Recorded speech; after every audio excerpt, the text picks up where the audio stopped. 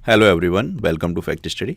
आज की इस वीडियो में डिस्कस करेंगे यूपीएससी 2025 से रिलेटेड इंपॉर्टेंट करंट अफेयर्स, जो कि आपकी परीक्षा के लिए और साथ ही जो भी लेटेस्ट में आपके एग्जाम लगे हुए हैं, चाहे एलटी ग्रेड का, चाहे दिल्ली पुलिस का या बिहार पुलिस का, उन सभी एग्जाम्स के लिए ये वीडियो आपको बराबर बेनिफिशियल होगी, तो इसको बहुत ध्यान से देखिएगा। फर्स्ट क्वेश्चन है, वर्ष 2025 में विश्व शरणार्थी दिवस कब मनाया गया है? ये क्वेश्चन बहुत पूछा जाता है एग्जाम में वर्ल्ड रिफ्यूजी डे से। तो ये 20 जून को मनाया जाता है प्रतिवर्ष, वर्ल्ड रिफ्यूजी डे। वर्ष 2025 के लिए इसकी थीम है शरणार्थियों के साथ एकजुटता। इसकी थीम भी एग्जाम में पूछ ली जाती है, तो ध्यान रखना है। वर्ल्ड रिफ्यूजी डे बहुत बार रिपीट हुआ है अलग अलग एग्जाम्स में, ध्यान रखिएगा। 20 जून को मनाया जाता है। वर्ष 2025 के लिए थीम है शरणार्थियों के साथ एकजुटता। ये कुछ और जून मंथ के इंपॉर्टेंट डे हैं, जैसे 1 जून को विश्व दुग्ध दिवस मनाया जाता है, 2 जून को मनाया जाता है तेलंगाना स्थापना दिवस, 3 जून को होता है विश्व साइकिल दिवस, 4 जून को होता है आक्रामकता के शिकार मासूम बच्चों का अंतर्राष्ट्रीय दिवस, और 5 जून को वर्ल्ड फेमस विश्व पर्यावरण दिवस होता है, और एग्जाम में भी ये बहुत पूछा जाता है, इम्पोर्टेंट है। विश्व कीट दिवस 6 जून को मनाया जाता है। 7 जून को विश्व खाद्य सुरक्षा दिवस, ये भी पूछा जाता है। और विश्व महासागर दिवस भी आपके एग्जाम के लिए मोस्ट इंपॉर्टेंट है, ये 8 जून को मनाया जाता है। विश्व प्रत्यायन दिवस 9 जून को। 10 जून को होता है राष्ट्रीय जड़ी बूटी एवं मसाला दिवस। वहीं अंतर्राष्ट्रीय खेल दिवस की बात करें तो ये 11 जून को मनाया जाता है। वहीं राष्ट्रीय खेल दिवस आपको ध्यान रखना है 29 अगस्त को मनाया जाता है, मेजर ध्यानचंद जी की याद में। 12 जून को विश्व बाल श्रम निषेध दिवस और रूस दिवस होता है। 13 जून को अंतर्राष्ट्रीय एल्बिनिज्म जागरूकता दिवस। 14 जून को होता है विश्व रक्तदाता दिवस, मोस्ट इंपॉर्टेंट है। वैश्विक पवन दिवस 15 जून को। अंतर्राष्ट्रीय पारिवारिक प्रेषण दिवस 16 जून को। 17 जून को होता है विश्व मगरमच्छ दिवस। 18 जून को आर्टिस्टिक प्राइड डे और विश्व स्किल सेल दिवस मनाया जाता है 19 जून को। तो जून मंथ के ये इंपॉर्टेंट डे हमने रिवाइज कर लिए। ज़रूर होता है बहुत रिवाइज करना हमारे लिए। नेक्स्ट क्वेश्चन है, किस भारतीय शहर में 5 विदेशी यूनिवर्सिटी के कैंपस खुलेंगे? इंपॉर्टेंट क्वेश्चन है। तो ये मुंबई शहर में 5 विदेशी यूनिवर्सिटी के कैंपस खुलने की घोषणा जून माह में की गई थी। डायरेक्ट क्वेश्चन पूछा जाएगा कि भारत के किस शहर में 5 विदेशी यूनिवर्सिटी अपने कैंपस खोलने जा रही हैं, तो मुंबई में। ये यूनिवर्सिटी हैं इलिनॉय टेक यूनिवर्सिटी, ये शिकागो की, university of Aberdeen Scotland, university of York UK, university of Western Australia Australia की, इंस्टीट्यूट यूरोपिया डी डिज़ाइन, ये आपको ध्यान रखनी है। 5 यूनिवर्सिटियाँ आपको सीधे सीधे पूछा जाएगा 5 विदेशी यूनिवर्सिटी कैंपस किस शहर में खुलेंगे, तो ये मुंबई में। नेक्स्ट क्वेश्चन है, जून 2025 में 2025 para powerlifting world cup कहाँ आयोजित हुआ? तो ये चीन के शहर बीजिंग में आयोजित हुआ है। देखिए 2 प्रतियोगिताएं हुई हैं पैरा पावर लिफ्टिंग से संबंधित, इन दोनों में आपको डिफरेंस ध्यान रखना है और इन दोनों से क्वेश्चन पूछे जाते हैं। देखिए अब करंट अफेयर्स का दायरा बढ़ चुका है, अलग अलग एग्जाम में करंट अफेयर्स ही सिलेक्शन दिलाती है, तो इसको आपको डीपली तो पढ़ना ही होगा और ध्यान तो देना ही होगा इस पर। देखिए एक हुई है बीजिंग में para powerlifting world cup, और एक हुआ है मिस्र के शहर काहिरा में पैरा पावर लिफ्टिंग चैंपियनशिप और वर्ल्ड कप, दोनों में डिफरेंस है।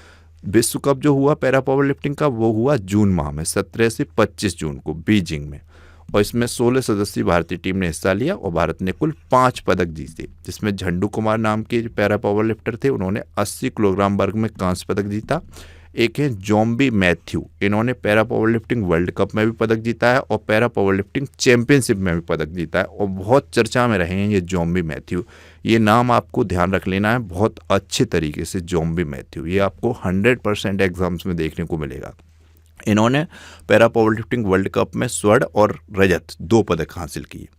और रामू भाई बम्बवा, इन्होंने पुरुषों के एथलीट में 72 किलोग्राम वर्ग में कांस्य पदक जीता। इसके अलावा गुलफाम अहमद ने पुरुषों की एलीट में 59 किलोग्राम वर्ग में कांस्य पदक जीते। इस तरीके से 5 पदक बीजिंग में हुए para powerlifting world cup में भारत के द्वारा जीते गए, जिसमें से 2 तो जॉम्बी मैथ्यू ने जीते, एक स्वर्ण और एक सिल्वर, ध्यान रखना है। और जो हुआ काहिरा में, मिस्र के काहिरा में पैरा पावर लिफ्टिंग चैंपियनशिप, इसमें भी जॉम्बी मैथ्यू ने 65 किलोग्राम वर्ग में कांस्य पदक जीता। लेकिन एक नाम यहाँ पर और उभर के आया, विनय नाम के। विनय नाम के जो पैरा पावर लिफ्टर थे, इन्होंने स्वर्ण पदक जीता। कहाँ पर जीता? पैरा पावर लिफ्टिंग चैंपियनशिप में काहिरा में, जो मिस्र में हुई, अक्टूबर माह में हुई है, 11 से 18 अक्टूबर 2025 को। अभी मैंने अक्टूबर माह के स्पोर्ट्स के सभी करंट अफेयर्स का एक वीडियो अपलोड किया है, उसको आपने नहीं देखा है तो प्लीज़ देखिएगा।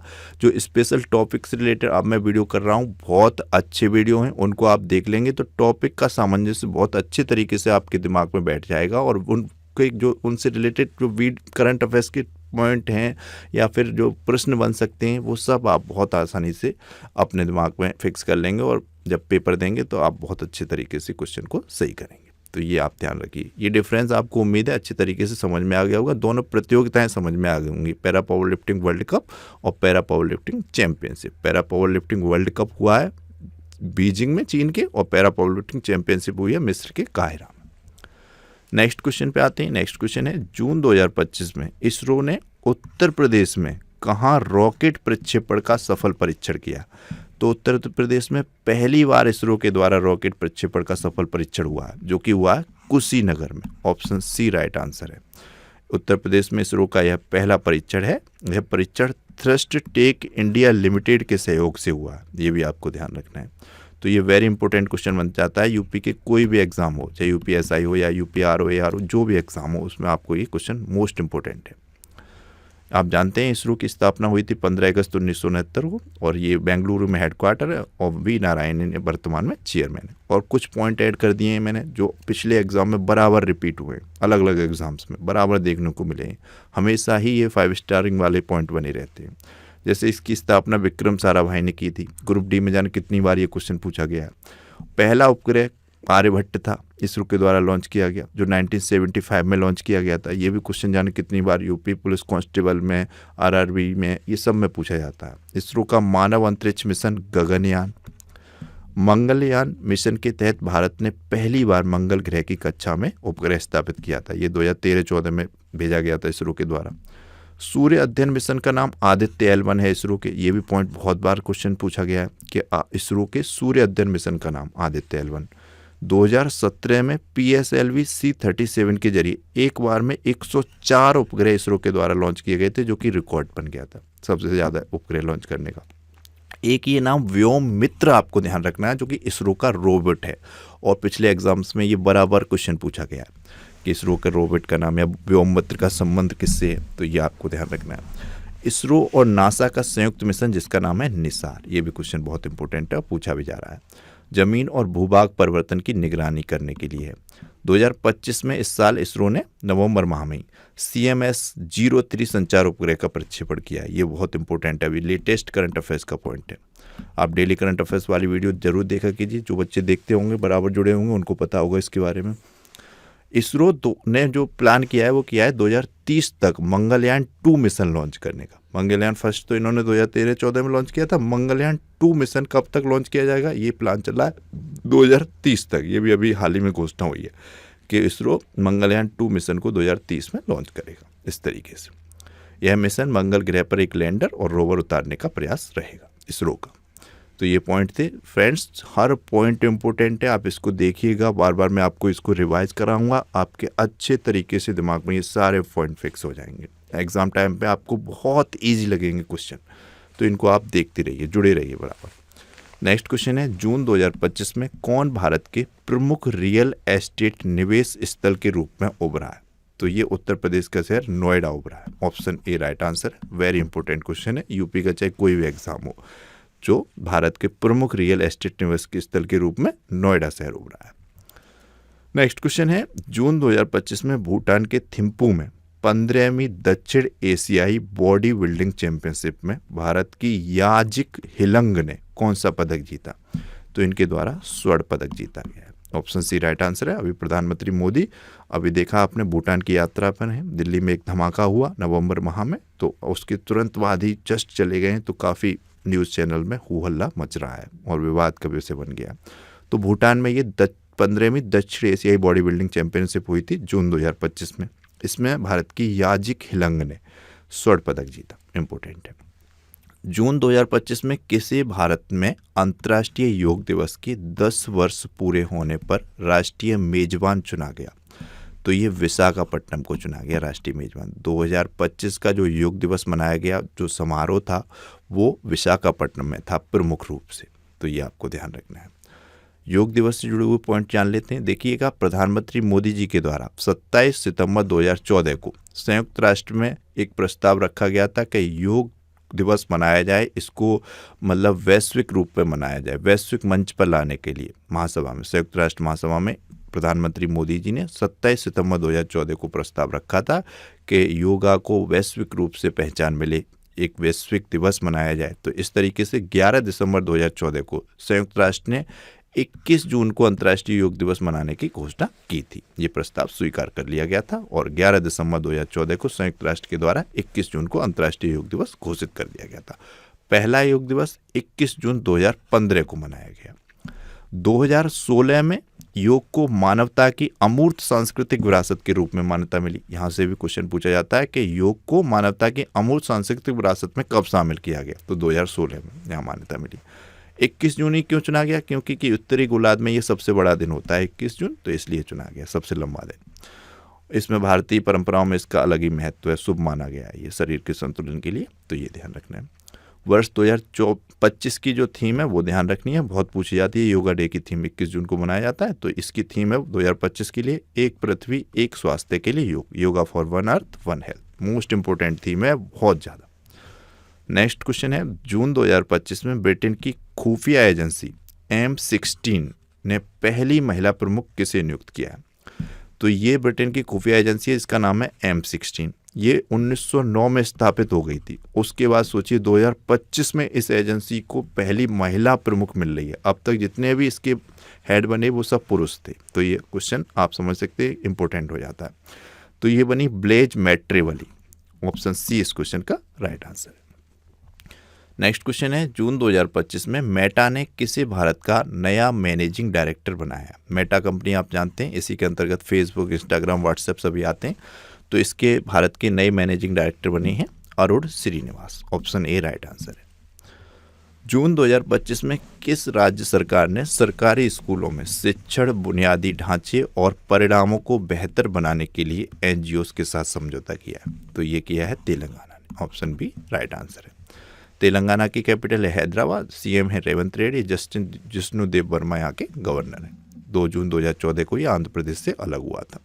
एक क्वेश्चन आप बताइएगा कि तेलंगाना के पहले CM कौन बने थे जिन्होंने प्रमुख भूमिका निभाई थी, कई आंदोलन किए थे तेलंगाना को आंध्र प्रदेश से अलग राज्य बनाने के लिए? तो ये बताना है आपको। मैंने आपको तेलंगाना के बारे में डिटेल में बताया हुआ है वीडियो में। तेलंगाना से जुड़े हुए करंट अफेयर्स के पॉइंट है ये। दक्षिण भारत के राज्य तेलंगाना ने विश्व स्तरीय इको टाउन विकसित करने की घोषणा की हुई है। तेलंगाना के कुमराव भीम को नया बाघ संरक्षण रिजर्व घोषित किया गया। तो पूछ लिया जाएगा क्वेश्चन, कुमराव भीम बाघ संरक्षण रिजर्व किस राज्य का? क्योंकि अभी लेटेस्ट में ये घोषित हुआ, तो ये तेलंगाना का है। तेलंगाना सरकार ने दिव्यांग दंपति को विवाह के लिए 1 लाख रुपए की प्रोत्साहन राशि देने की भी घोषणा की हुई है। तेलंगाना के मुख्यमंत्री ने इंदिरा शौरागिरी जला विकासम योजना लॉन्च की हुई है। अभिजीत बनर्जी तेलंगाना राइजिंग के विजन बोर्ड में शामिल हुए हैं। एक 12 दिवसीय सरस्वती पुष्कर कुंभ तेलंगाना में हुआ। एक ये मोस्ट इंपोर्टेंट पॉइंट है, गोल्ड सिक्का द्वारा भारत के पहले सोना पिघलाने वाले ATM का अनावरण तेलंगाना के हैदराबाद में हुआ। तेलंगाना में T-Shield साइबर सुरक्षा लैब का भी उद्घाटन हो चुका है। नेक्स्ट क्वेश्चन, किसने the stars light the way नामक उपन्यास लिखा? तो ये लिखा है सुचेता राज खन्ना ने, ऑप्शन सी राइट आंसर है। सिंगापुर स्थित लाइफ कोच सुचेता राज खन्ना ने अपने पहले उपन्यास the stars light the way में भावना, राजनीति और आध्यात्मिक चिंतन का मिश्रण किया है, जो जीवन के सबसे कठिन मोड़ पर अपने सच्चे स्व को पुनः खोजने वाली एक महिला की यात्रा के बारे में इस उपन्यास में बताती है।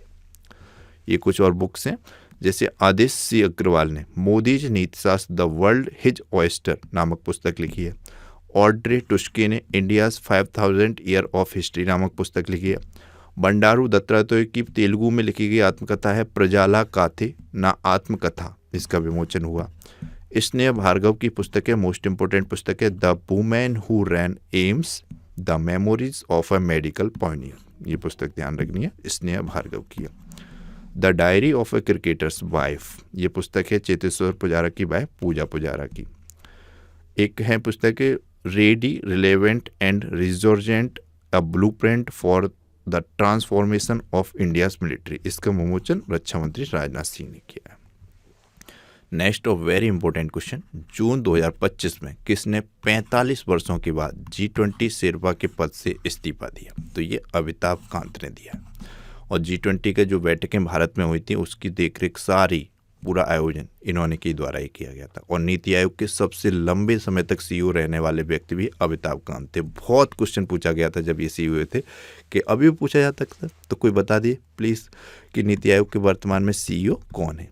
थोड़ा कमेंट बॉक्स में बताइएगा, देखते हैं आपकी मेमोरी कितनी एक्टिव है। और कुछ जैसे मिशन चल रहे हैं भारत में, make in India, startup India, ease of doing business, aspirant district programme, इन जैसी जो भी सरकारी परियोजनाएं हैं उनका सुधार के प्रमुख सूत्रधार के रूप में अमिताभ कांत को जाना जाता है। काफ़ी इंपॉर्टेंट व्यक्ति रहे हैं ये भारत सरकार में।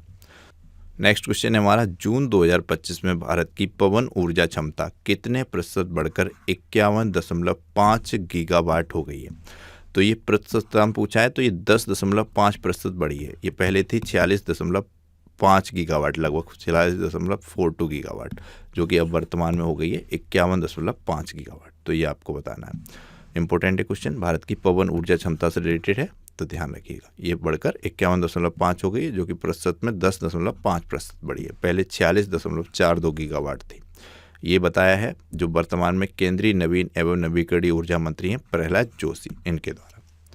नेक्स्ट क्वेश्चन है, जून 2025 में नई दिल्ली में अंतर्राष्ट्रीय बिग कैट संगठन ने के पहले सम्मेलन की अध्यक्षता किसने की? तो ये पर्यावरण मंत्री हैं भूपेंद्र यादव, इनके द्वारा की गई है।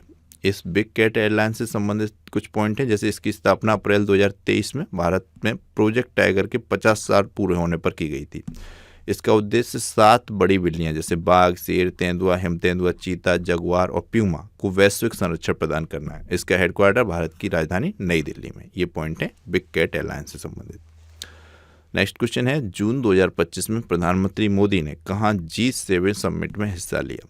तो ये G7 समिट 2025 की कनाडा में हुई। भारत इसका देश सदस्य देश नहीं है बिल्कुल भी, लेकिन प्रधानमंत्री हिस्सा लेते हैं, उन्होंने लिया कनाडा में।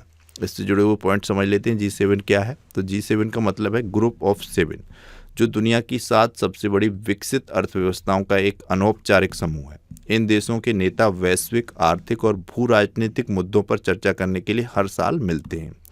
सदस्य देश इसके साथ हैं Canada, France, Germany, Italy, Japan, United kingdom, संयुक्त राज्य अमेरिका। और इसकी स्थापना की बात की जाए तो 1975 में हुई थी। रूस इसमें शामिल हो गया था 1998 में, लेकिन 2014 में रूस इससे बाहर निकल गया। यूरोपीय संघ भी इसमें भागीदार रहता है। और G7 का कोई स्थायी मुख्यालय नहीं है। कभी एग्जाम में पूछा जाए तो आपको टिक करना नहीं है किसी भी देश पर, उसका कोई स्थायी मुख्यालय नहीं है। इसकी जो मीटिंग होती है वो हर साल अलग अलग जगहों पर होती है, जैसे कि 2025 में G7 समिट कनाडा में हुई है। इसके बारे में देख लीजिए। G7 शिखर सम्मेलन 2025 कनाडा के अल्बर्टा प्रांत में 15 से 17 जून को आयोजित हुआ, जिसकी मेजबानी कनाडा ने की। इस सम्मेलन में डिजिटल सहयोग, आर्थिक लचीलापन और वैश्विक सुरक्षा जैसे मुद्दों पर चर्चा हुई। प्रधानमंत्री मोदी ने भारत का प्रतिनिधित्व करते हुए आउटरीच सत्र में भाग लिया, जो 2019 से G7 शिखर सम्मेलन में भारत की लगातार भागीदारी को दर्शाता है। प्रतिवर्ष इसमें भाग ले रहे हैं प्रधानमंत्री मोदी। कनाडा की कैपिटल पूछी जाती है, ओटावा है। कनेडियन डॉलर करेंसी है। प्राइम मिनिस्टर मार्क कार्नी, काफ़ी इंपॉर्टेंट नाम है। कनाडा से रिलेटेड करंट अफेयर्स है, जैसे अनीता आनंद को कनाडा की विदेश मंत्री नियुक्त किया गया। लापू लापू फिलिपिनो फेस्टिवल ये 2025 का कनाडा में आयोजित होता है। ये अनीता आनंद नाम ध्यान रखिएगा, काफ़ी इंपॉर्टेंट है। नेक्स्ट क्वेश्चन है, जून 2025 में किसने कनेडियन ग्रैंड प्रिक्स 2025 जीता? Most important question, George Russell ने जीता है। ऑप्शन ए राइट आंसर है। जॉर्ज रसेल ने 2025 में 2 प्रमुख ग्रैंड प्रिक्स जीते हैं। एक कनाडा ग्रैंड प्रिक्स जो जून माह में जीता था, और एक जीता है इन्होंने सिंगापुर ग्रैंड प्रिक्स, जो कि अक्टूबर 2025 में जीता है। तो ये 2 पूछ लिए जाएं किसी एग्जाम में, कनाडा ग्रैंड प्रिक्स या सिंगापुर ग्रैंड प्रिक्स, तो ये जॉर्ज रसेल ने जीते हैं। मोस्ट इंपॉर्टेंट है। जॉर्ज रसेल एक ब्रिटिश रेसिंग ड्राइवर हैं जो मर्सिडीज के लिए फार्मूला 1 में प्रतिस्पर्धा करते हैं। मोस्ट इंपॉर्टेंट क्वेश्चन, ये आप इमेज में देख सकते हैं, जॉर्ज रसेल है। नेक्स्ट क्वेश्चन, जून 2025 में एंड्रॉयड आधारित मोबाइल के माध्यम से ई वोटिंग प्रणाली लागू करने का फैसला लिया राज्य कौन सा है? मोस्ट इंपॉर्टेंट क्वेश्चन, 100% आपको देखने को मिलेगा। पहली बार ई वोटिंग प्रणाली लागू हुई, किस राज्य में हुई? तो ये बिहार राज्य में हुई। ऑप्शन बी राइट आंसर है। ये बिहार में जो चुनाव हुए थे तभी लागू हो गई थी, नगर निकाय के चुनाव हुए थे जून माह में, 28 जून में। अभी तो बिहार में विधानसभा के चुनाव हुए हैं जिसका रिजल्ट आ जाएगा, अभी देख लेंगे 14 नवंबर को, ध्यान रखना है। ये बिहार की कैपिटल है पटना। नीतीश कुमार सीएम है अभी वर्तमान में, चेंज हो सकते हैं, देखते हैं। आरिफ मोहम्मद खान गवर्नर हैं। वाल्मीकि नेशनल पार्क यहाँ का, ध्यान रखिएगा। बिहार के मुख्यमंत्री ने विक्रम सौर ऊर्जा परियोजना का उद्घाटन किया हुआ है, इन्होंने जून माह में ही किया, ये जून 2025 में।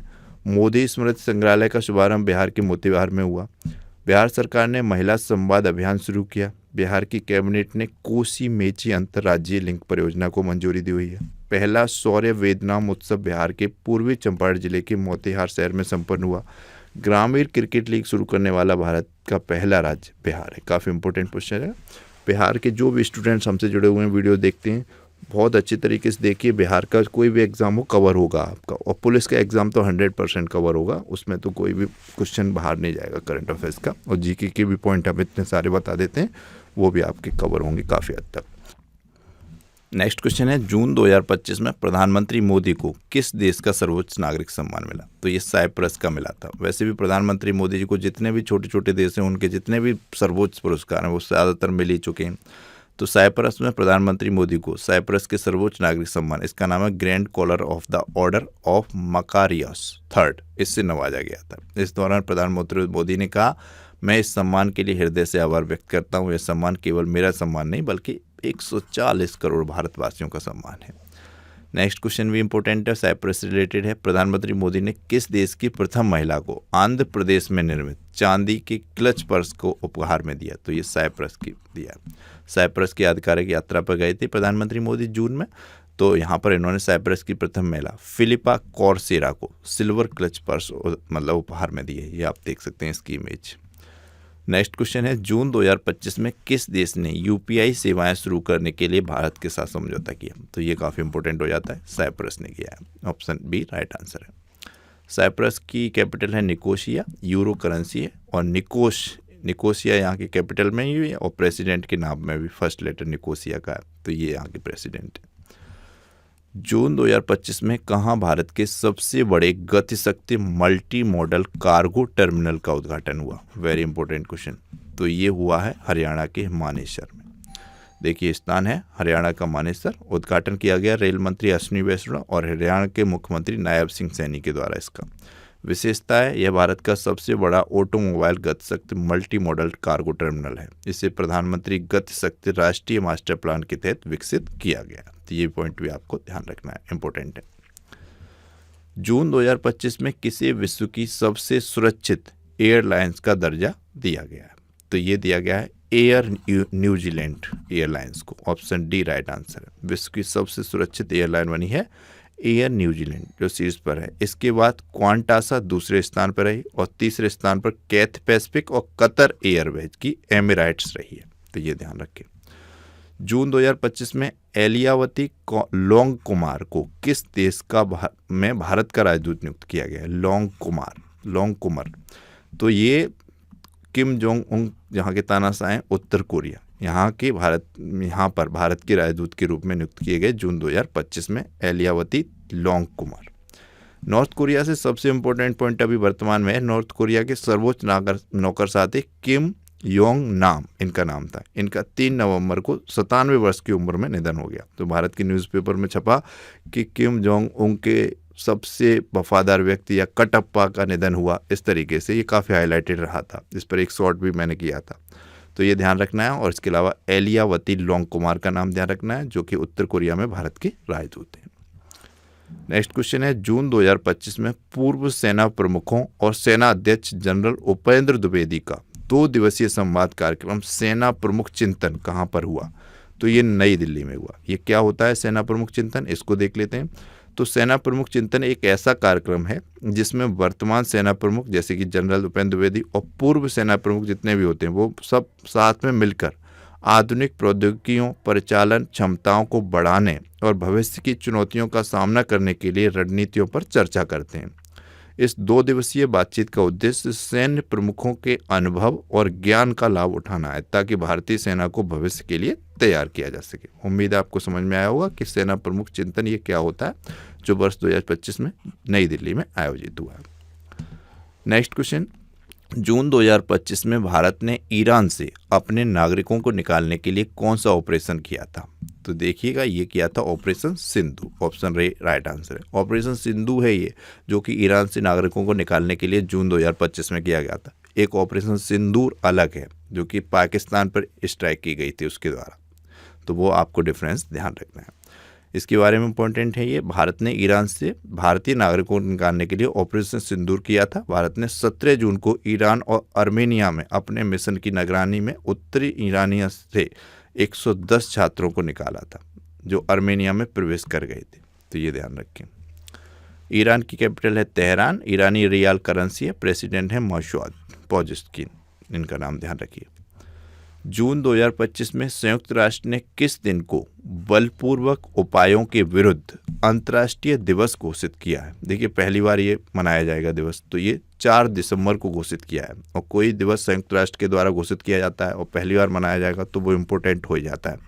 तो ये काफ़ी इंपॉर्टेंट क्वेश्चन है। संयुक्त राष्ट्र ने किस दिन को बलपूर्वक उपायों के विरुद्ध अंतर्राष्ट्रीय दिवस घोषित किया है? तो 4 दिसंबर को। इम्पोर्टेंट है, जैसे कि यहाँ पे मेंशन है, संयुक्त राष्ट्र महासभा ने हर साल 4 दिसंबर को एक तरफा बलपूर्वक उपायों के खिलाफ अंतर्राष्ट्रीय दिवस के रूप में मनाने का प्रस्ताव पारित कर दिया। एक तरफा बलपूर्वक उपायों के खिलाफ पहला अंतर्राष्ट्रीय दिवस 2025 में 4 दिसंबर को मनाया जाएगा।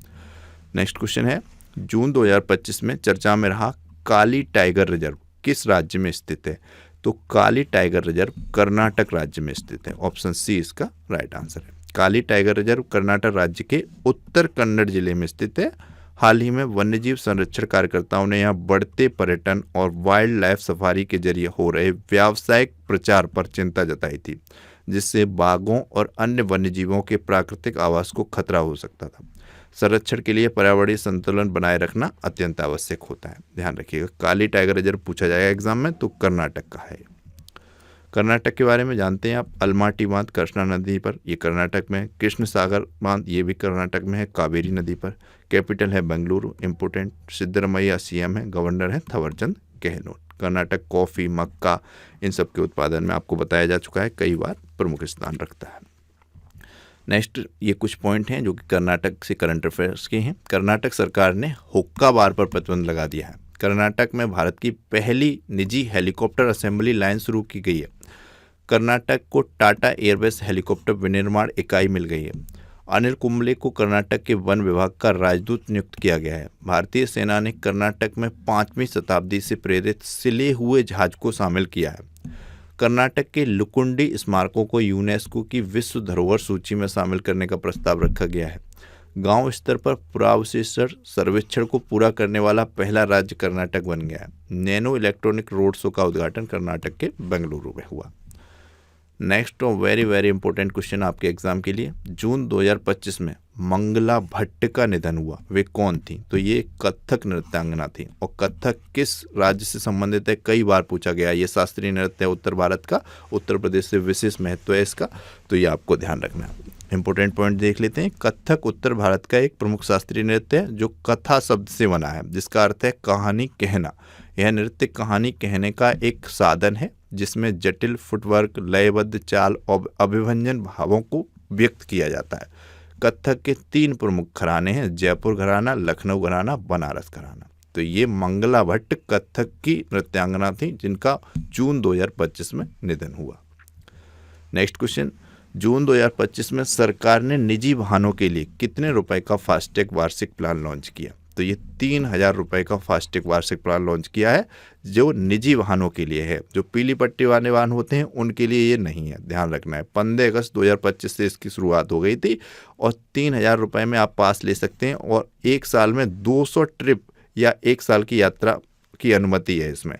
200 ट्रिप पूरी हो गई 1 साल में तो 201वीं ट्रिप के लिए आपको चार्ज देना होगा, टोल देना होगा। लेकिन 200 ट्रिप ही होती हैं 1 साल के अंदर, तो आप इस 3000 के मतलब प्लान में इस वार्षिक पास में अपनी गाड़ी टोल पर पास कर सकते हैं। तो ये इम्पोर्टेंट है।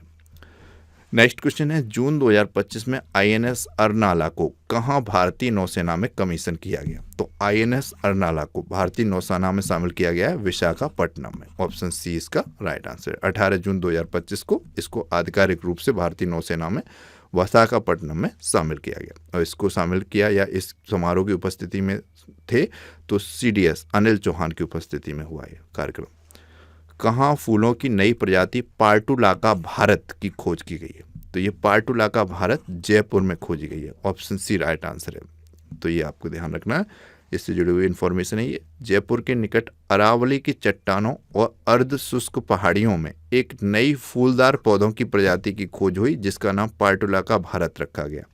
यह पौधा अपनी असामान्य बनावट और जैविक विशेषताओं के कारण विशिष्ट माना जा रहा है और भारत की जैव विविधता में एक महत्वपूर्ण जुड़ाव के रूप में इस पौधे को देखा जा रहा है। पार्टुलाका भारत ये फूल है एक तरीके से, पौधा है एक तरीके से, तो इसको खोजा गया है जयपुर में। इंपॉर्टेंट है, अरावली चट्टानों के अर्ध शुष्क पहाड़ियों में एक नई फूलदार पौधे की खोज हुई। नेक्स्ट क्वेश्चन है, भारत और किस देश ने कृषि सहयोग पर पहली संयुक्त कार्य समूह की बैठक आयोजित की? पहली संयुक्त कार्य समूह की बैठक कृषि सहयोग पर भारत ने यूक्रेन के साथ आयोजित की है। ऑप्शन बी राइट आंसर है। यूक्रेन की कैपिटल पूछी जाती है कीव है, यूक्रेनी हर्वेनिया यहाँ की करेंसी है और व्लादिमीर जेलेंस्की ये प्रेसिडेंट है। काफ़ी इंपॉर्टेंट है। यूक्रेन रूस के साथ जब युद्ध हुआ था फिर बहुत ज़्यादा चर्चा में आ गया था, लेकिन यहाँ के प्रेसिडेंट व्लादिमीर जेलेंस्की की तारीफ करनी पड़ेगी, इन्होंने हार नहीं मानी, घुटने नहीं टेकी। नेक्स्ट क्वेश्चन है, जून 2025 में गूगल ने एशिया प्रशांत क्षेत्र का अपना पहला और विश्व का चौथा सुरक्षा इंजीनियरिंग केंद्र खोला है। तो गूगल ने ये खोला है बेंगलुरु में। ऑप्शन सी राइट आंसर है। ध्यान रखिए, कौन सभी शहरी स्थानीय निकायों का एक ही पोर्टल से जोड़ने वाला पहला भारतीय राज्य बन गया है? तो ये बन गया है Madhya Pradesh. Option C right answer है। शहरी स्थानीय निकायों को एक ही पोर्टल से जोड़ने वाला पहला भारतीय राज्य है मध्य प्रदेश। मध्य प्रदेश की कैपिटल है भोपाल। डॉक्टर मोहन यादव सीएम है, मंगूभाई छंगनभाई पटेल यहाँ के गवर्नर हैं। अब लास्ट वीडियो में जो हमने आपसे क्वेश्चन पूछा था, कौन सा राज्य भारत का पहला पूर्ण साक्षर राज्य बना, मोस्ट इंपोर्टेंट क्वेश्चन था, तो राइट आंसर था ऑप्शन सी। बहुत कम बच्चों ने आंसर किया, लेकिन जो भी बच्चे आंसर करते हैं वो बहुत उन बच्चों का धन्यवाद, और जो बच्चे आंसर नहीं करते हैं प्लीज़ आंसर किया कीजिए। अब आपके लिए क्वेश्चन है, जून 2025 में कौन सा शहर आधिकारिक रूप से भारत की पहली तेंदुआ राजधानी बन गया? 4 ऑप्शन दिए गए हैं, इनमें से आपको राइट का आंसर करना है। तो ये था आज का वीडियो। आपको बताना है आपको ये वीडियो कैसा लगा। वीडियो अच्छा लगा प्लीज़ इसे लाइक और शेयर कीजिए, चैनल को सब्सक्राइब कीजिए, बेल आइकन प्रेस कीजिए। Thank you so much for watching.